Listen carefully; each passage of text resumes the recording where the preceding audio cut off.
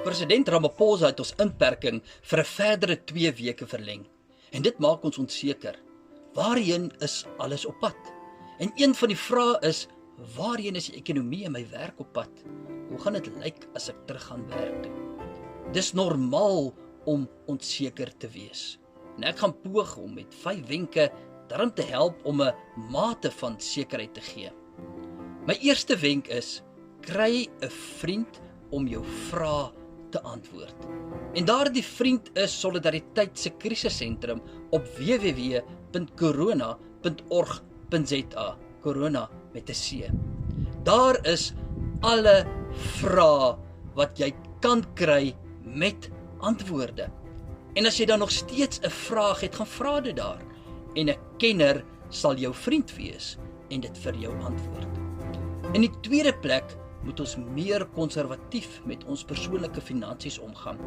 Weereens, die vriend, die krisissentrum, sal jou help met advies oor hoe om met jou persoonlike finansies in hierdie tyd om te gaan.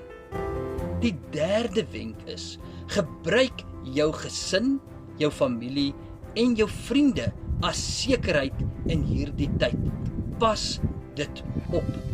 En die vierde plek is Solidariteit besig om namens jou met die regering te stoei sodat die ekonomie minstens in 'n mate weer gestimuleer kan word en sodat mense wat gesond kan werk. Ons stel talle regulasiewysigings en 'n goeie praktykskode namens ons almal voor. In die laaste plek kan ons weet dat daar wel 'n einde is. Hou daaraan vas. Weet, hier kom weer 'n tyd, anderkant die coronatyd. Miskien 'n ander normaal, maar definitief weer 'n normaal.